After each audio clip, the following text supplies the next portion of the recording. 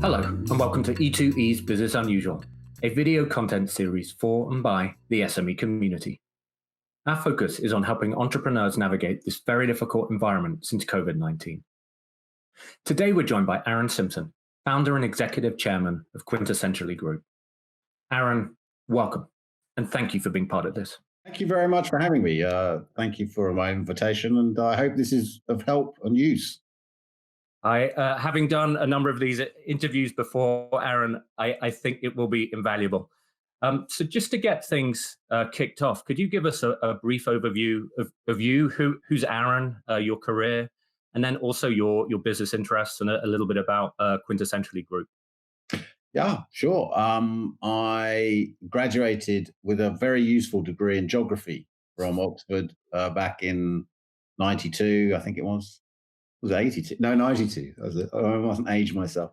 And I went into the film production business with Scala Productions, which produced films like Backbeat, Interview with the Vampire, Crying Game. So I was at the very heart of the British film business, and I always wanted to produce movies. And progressed 10 years forward. I'm not going to do it line by line, but 10 years forward, I worked for a small pop star called Elton John for a couple of years, and he gave me an idea for Quintessentially, which was in effect looking after the needs and wants of the high net and ultra high net worth community, which at that point was relatively small. And it gave me the idea for Quintessentially. Basically, we thought it would be an online club because the internet was just starting off. And actually, it became an offline and an online club for people who basically wanted to live a lifestyle that, in effect, allowed them to do things quickly and easily and smoothly without any of the hassle that probably more normal people like us go through every day. And Quintessentially went from a London-based private members club to a global company within a decade, reaching over 80 offices worldwide and employing nearly 3,000 people. And meantime, I was investing in other businesses, lots of other businesses, sits on other boards. And in the recent past, I focused a lot more on Kindred, which is my social enterprise that I've set up to help raise money for as much money as possible for charities through retail. And that's the one I'm busy on at the moment. So yeah, that's a potted history. Still have a deep passion for film. And my two baby girls often tell me to go back into the film business. And my wife tells me, I think I chatted her up by saying I would make her a famous actress, but yet to deliver that one. Maybe with a lot of production being done from home, now's the time, right? Yes, exactly. Yeah. I think yoga films. Anyway, there you go. Yeah, and so it sounds like a very wide-ranging business and business interests, and then a significant number of staff. So just how has your business fared since COVID-19 and all the changes that we've had to undergo? Well, it's been a dichotomy of two sides of a very sharp sword. We are very fortunate in that we look after what I would describe as the rich and the famous. And I suppose the rich and the famous are relatively sealed from the vagaries of day-to-day life because of wealth. They're certainly in lockdown. They're not traveling. They're not, there's medical requirements like everybody else. We're all human. And our business is very much in the hospitality space, so events and travel. So those two elements have been obviously badly hit. But we do see, and we already see, the bounce back happening. People are already planning their summer holidays. They may have moved their Easter to summer, but we've seen an uptick in staycations, so people renting large country houses to get away to from London or New York, or wherever. Yachts, finding yachts. So it's sort of isolated, but on the water. And they're just waiting like everybody else to see, where they can go and when they can go, but making the bookings ready for the off. Have we seen a huge uptick in private jet charters? I mean, it's okay, but remember, you can't land anywhere and release straight away. You have to go to quarantine, so you don't want to get stuck. So that's one side. So we're lucky in that regard. But the flip side is, of course, we do a lot of entertaining concierge services about providing information, and that's all gone online now for now, which makes it probably less transactional and more informative. And so that has had an impact. And yes, we have had to furlough staff, but also make staff redundant worldwide. We saw it coming because we have an operation in China and Hong Kong. So we acted relatively early, around February time, because we knew the impact it would have. And if you just think back to whenever you were doing your strategic plan for this year, November, December, what were you looking forward to achieving for your business, and what were you excited about doing this year? Yeah, well, I mean, everybody was sick of Brexit, right? So now I think everybody's like, "Oh, please bring Brexit back." That wasn't so bad. Um, we Again, 2020 was supposed to be a really quite a strong inflection point for our business. We were going to be growing around 20% this year. We'd opened up a number of new territories. Um, and all the business lines were really pumping. We'd won Facebook and Google and a few other major accounts, LVMH, for our events business. Concierge, we decided to upgrade just to elite and dedicated level, which is our sort of more premium products that we do worldwide. And that's, if you don't know what Quintessentially does, it's in effect, you can call us for anything, anytime, anywhere. So I suspect what we're looking now at is a 20% downturn, maybe more. We don't know. It's very early at the moment. It's very, very early. But we've acted very fast to make sure everybody that we still employ are protected. And when we were talking just earlier before we hit the record button, you were saying that all your staff now, or majority of your staff, are working from home. Yeah. What are and it sounds like as well you had to furlough staff and also make other staff redundant. Yeah. What are those impacts on the business? How has that changed? Yeah, so working from home for us is actually not so bad. Remember, most of our transactions happen either on the phone or online. And people are either very open-minded to doing Zoom or whatever calls. So all our clients are okay with that. We also have WhatsApp and other means of communication with them. We already had that.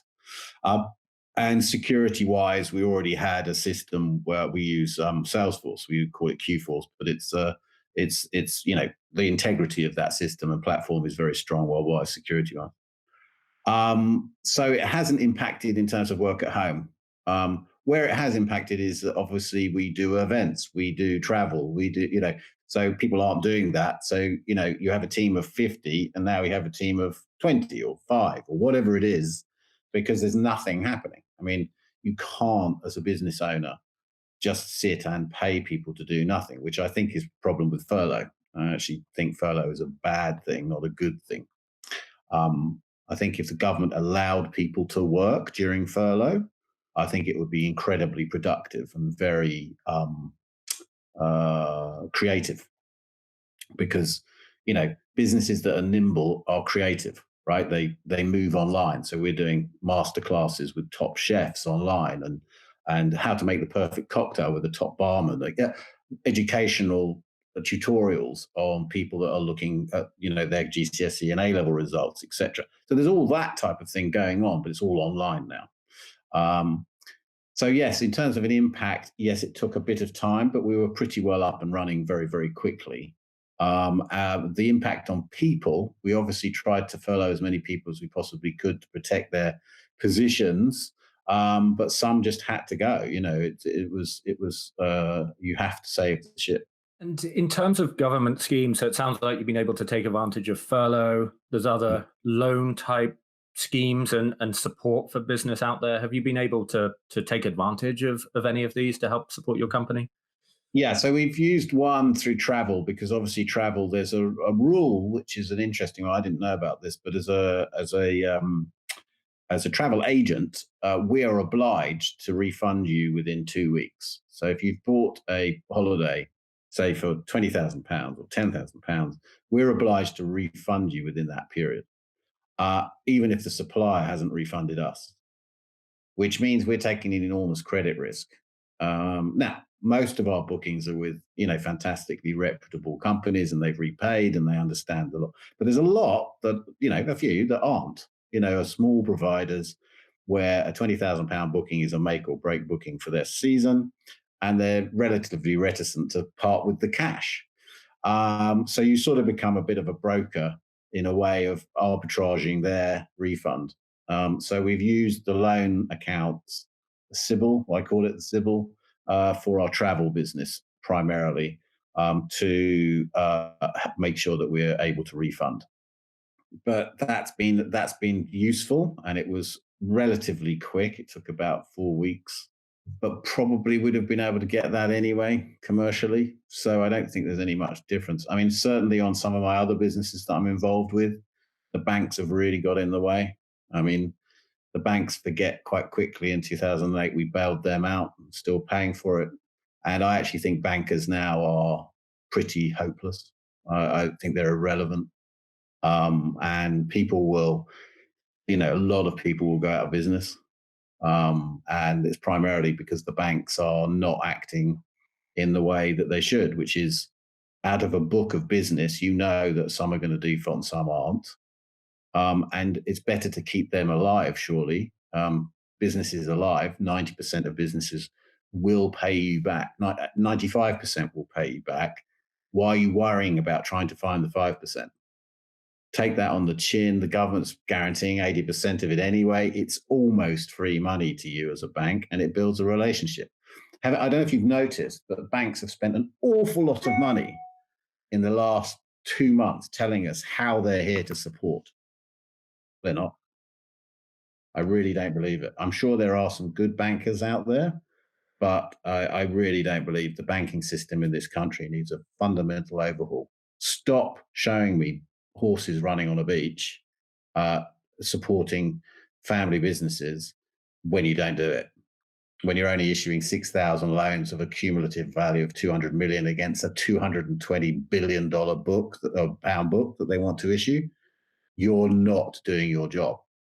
Because if SMEs collapse, this economy collapses, and they are collapsing. And, if you've got 800,000 unemployed on the books in 1 month, and that is before SMEs start collapsing, we're in trouble. We're in deep trouble. And, that's the problem with Rishi's policy, is that he should have probably learned from the first time round. I know he wasn't chancellor at the time, but we should own a bank. The government should, well, it does. NatWest, it's lending. It's probably the fastest lender out of the lot. But we should actually own a bank and do the loans ourselves as a government, as a country, and solve these commercial banks. And what I can't understand is they're all brothers and sisters or mothers and fathers of people. And at the end of the day, you don't want society to collapse because you're trying to apply rules in a normal economy to lending money. It sounds like here there's a government is doing a ton. And love to go back to your point around furlough scheme, just how you recommend adapting it. But really, it feels like from what you're saying is government's doing its job and maybe a little bit too much. But where we're lacking is from private sector and obviously banks.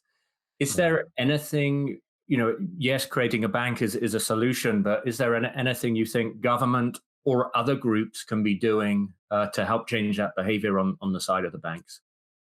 Okay, so I understand the government's concern that if you furlough, you're paying people to do nothing, but that's their fault, right? I mean, you can't say, okay, I'll give you 80% of your salary to do nothing, but actually, by the way, you can go and pick fruit. You can do a side hustle. So I've got a bunch of staff on furlough, right, who may or may not be made redundant. That's the next thing, is this enormous wave. I mean, in a way, furlough is being used to push potential problems into the long grass, right? So rather than saying to people, don't sit at home doing nothing, getting sunburnt, which is basically what most people are doing, or looking for another job, right? Or doing another job. Allow them to work, allow them to do a portion of their time. I mean, I was very happy when the bounce back loan uh, for SMEs, very small businesses. I think that's pretty good. Again, not distributed very well. I remember you're talking about Goliaths of IT requirements, etc. Again, if the government just had one central bank doing this, it's 100% guaranteed by the government. It's literally little checks going out, thousands, tens of thousands, hundreds of thousands. You watch, that will be by far the most successful of the loan programs. And you know what? All those good people that have borrowed, 99.9% of them are honest and good enough to pay it back, and they will pay it back. And that's what you've got to do. You've got to put trust, and the banks don't. No one trusts the banks, and banks don't trust their clients. I mean, I remember one guy, one investment I have with one company, I can't mention it, he didn't get a loan. And I told him, well, just send a note to the banker and say, this is the list of people I'm now making redundant because of your decision. So would you like to write to them, or should I write to them and tell them? And that's what you've got to do. You've got to understand that this is a human cost to this, right? You know, it's all of our society, it's society's issue. It's society has to look after its own people. And how can you tell the guy next door to you he's not going to pay, he's not worth lending 50 or £100,000 to, because you don't believe he'll pay it back? And when you say, you know, I think very interesting, you said a number of things a second ago and then previously that I think are really interesting. One is around, you know, the bailouts of the banks back in 08, 09, and don't want to kind of focus solely on this, but just an expectation, you know, well, in some ways, quid pro quo. We rescued you to rescue our economy or to save our economy.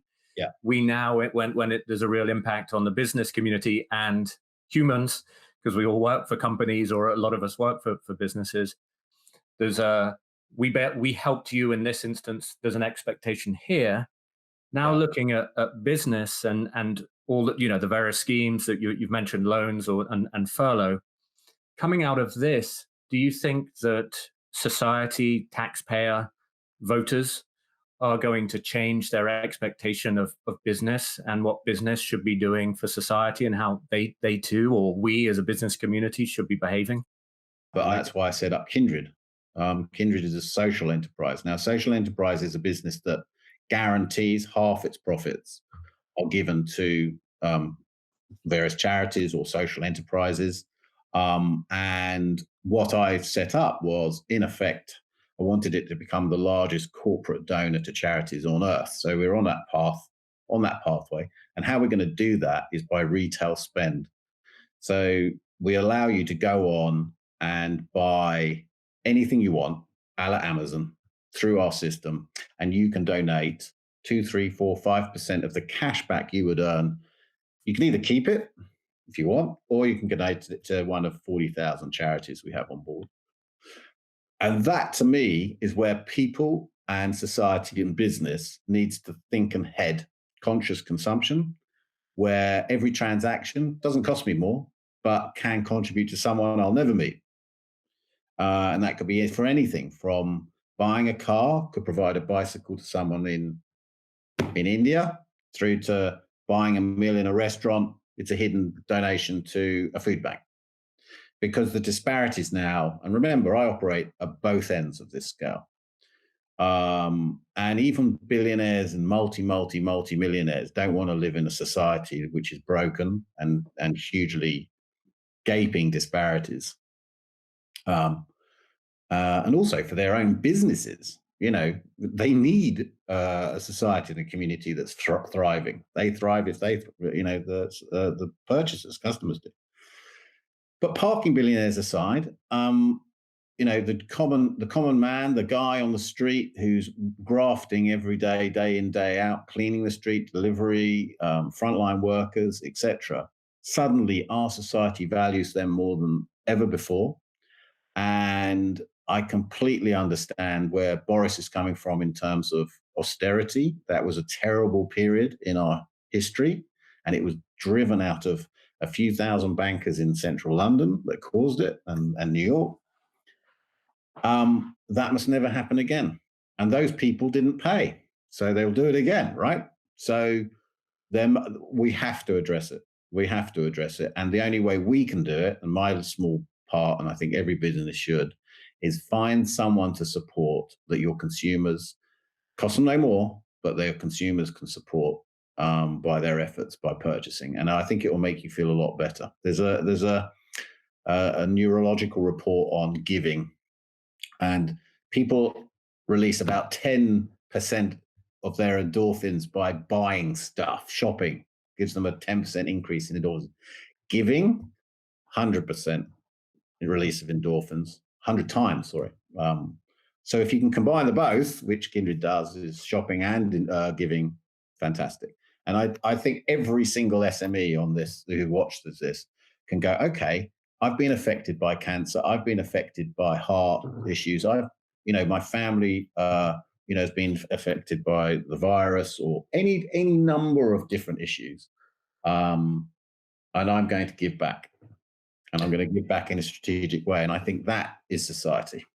That's great. And if there is someone watching this, or let's hope many people watching this video, and they are interested in finding more out about Kindred, I frankly don't know a whole lot about it, but is it I use Kindred to purchase things, and then at the back end there's a donation, or can I donate directly, or how does it work? So it's not a donation platform. It's a shopping platform. So it's like Amazon, but you can decide. Each brand offers you 5% cash back. So when you buy a bread maker, like everybody seems to be making banana bread at the moment.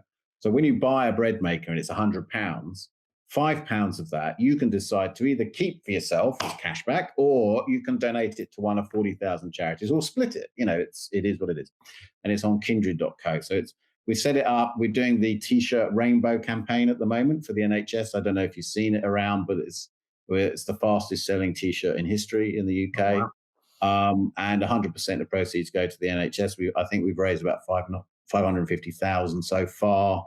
Grows about 100,000 a week. So it's fantastic. No, that's fabulous, and I'm gonna take a look. I've got hundreds of T-shirts, but as you say, it's more of a donation than buying another T-shirt. So that sounds great. Thank you. Yeah.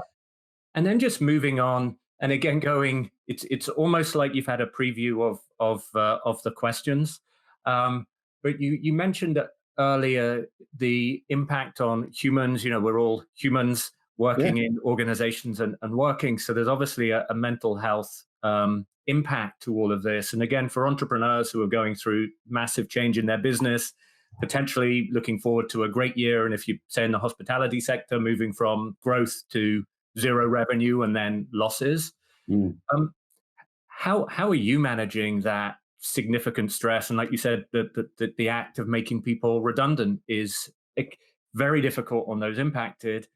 But it's also the manager who has to make people redundant, so very tough too. How are you managing your mental health and that related stress? Yeah, look, I would be lying to say it hasn't affected me, but I am quite, as a person, generally, I'm quite resilient. I obviously feel a lot more for people in terms of the effects it's had on them. And I try and cushion, obviously, any blows or any bad news as much as possible. It's very difficult, though, when you're dealing with lots of people in a short period of time, and we have a great management team and HR department that help with that. But these are colleagues that I've been with or have worked with for a long time, in some cases.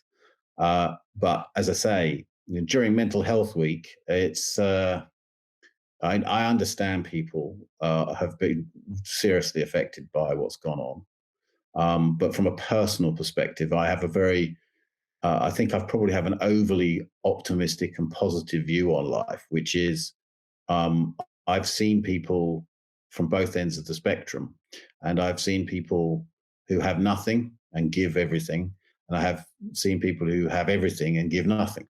And I hope that I'm somewhere, hopefully, comfortably in between. And I always understand that people, if I can help people and I have kindness, and I leave people with kindness, then I can sleep well at night. And that's my motto, I suppose. Kindness is everything, and listening to people is everything. And what this pandemic has done for me in a positive way is allowed me to have time for the first time in my life, for a long time, to think and help and consider. And I now understand when I meet certain people, I always worry. I always met people and I was like, why aren't you in a rush? Why are you, why aren't you getting things done?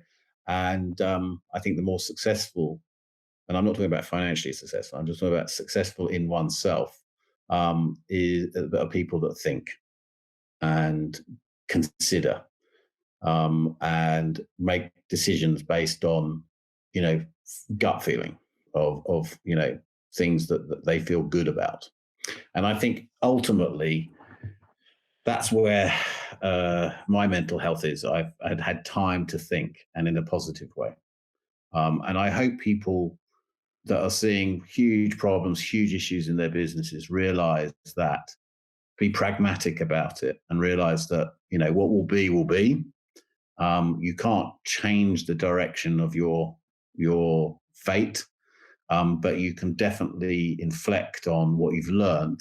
And bad experiences are always good learning curves. Is think about the positives about how many blue skies we've seen above London recently. I know it's international, but above London it's been fantastic. The skies are quiet. The roads are getting a little bit busier again, but it's been glorious weather. And it's been a real fantastic time to spend with family. So they're the positives from it. Yeah, work's a bit of a mess, but hey, that'll change. And have you seen a team member do something as well to help? Maybe it's someone else in your business or just externally. It's you've got your charitable work as well. Yeah. But have you seen an employee or even a team go and do something that you're just like, A, you're awesome employees, or B, and perhaps more importantly, like you said, there's work and there's out of work life that you've just thought, you're great human beings, and I'm so glad you're part of my company? Yeah, no, 100%. So my business partner is delivering food for, and has done so several times a week, actually, for local schools. We have an in-house cafe. So he's been, and this guy called Khalid, and Khalid has had his team socially distanced, but he's had them in creating lunch boxes for frontline staff and for homeless people. And that's been supported by our clients and members raising funds to do that. And he's also paid for it out of his own pocket. And he just basically said to me, he said, look, what's the point of sitting around doing nothing? Let's get on with it. Yeah, there's been loads and loads of examples of staff just saying, look, I've got an old elderly neighbor who needs this, and this. And we place that with a client, or the company sponsors it, and we deliver food packages, or, even a newspaper, whatever it is. And there's been loads of it. And that's been brilliant. That's been ultimately where I think it's a real sense of community. And I hope that doesn't go away. And I really hope we don't go back to where we were before, because I think everybody has sat back and gone, actually, I quite like this. Even though perhaps I'm redundant, or at least I feel as though I'm supported. And that's really important. Yeah. Leads us into the final couple of questions here, but one lesson that I've taken away from listening to you that you've kind of learned and will apply kind of going out of this is that sense of pause and thinking through kind of decisions more. Are there other pieces that kind of lessons learned, or just things you've done differently? I mean, it sounds like you communicate to your company pretty openly and candidly, but are there other things that maybe you're pulling from the experience back in 08, 09 that you found useful, or that you've learned this time around that you're gonna keep with you going forward? Yeah. There's one great lesson I think that everybody probably knows, but never, very rarely forgets, is that don't worry, it's all going to be okay. Okay. Even in the worst scenarios, it's okay. We have a basic survival mechanism that allows us to survive.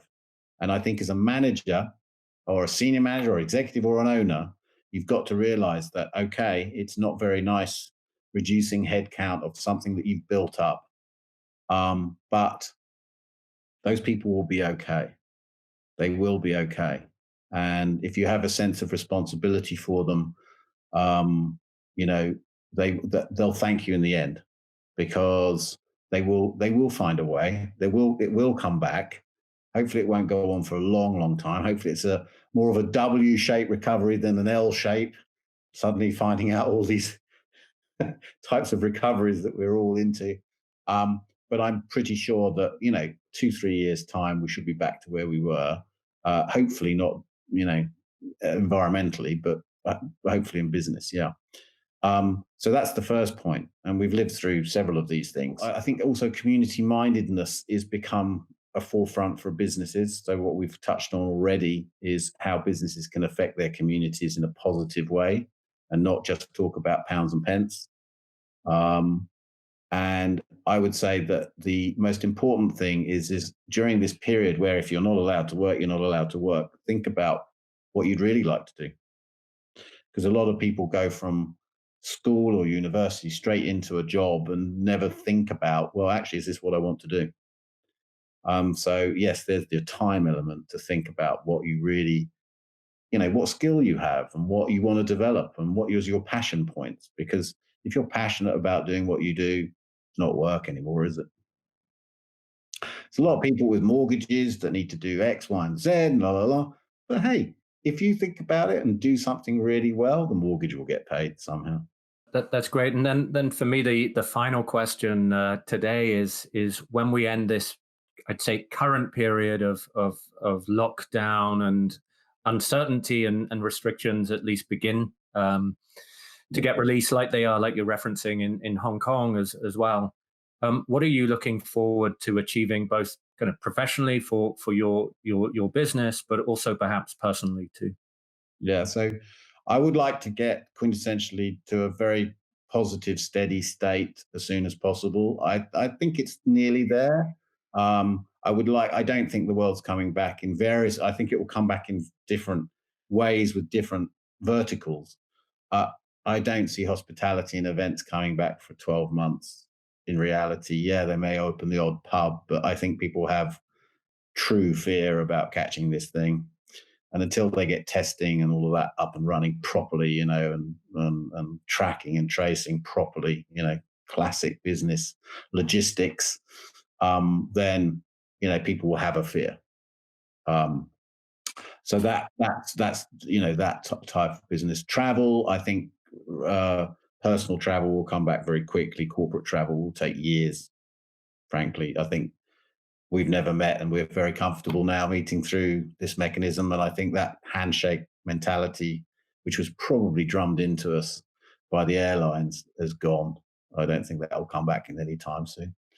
So professionally, it's just a steady state. Some elements of our business we've just put in the freezer and thaw when ready. And others are coming back already, starting to develop. On a personal level, I'm going to be spending a lot of time on this social enterprise because I feel very comfortable with it. My experience dealing with high net and ultra high net people has allowed me the time to think about how we can take retail to the next level, conscious consumption. And conscious consumers are already the next generation. And out of that, dealing with getting hundreds of millions, if not billions of dollars to charities worldwide, doing good work, supporting people. And that's what we want to do. Nice. Aaron, thank you for spending this time with me today. And I just want to say, on behalf of everyone at E2E and on behalf of everyone watching this, really appreciate your time today. So thank you very much. Well, thank you ever so much for your time. And I hope there's a few things in there that help people. Thank you.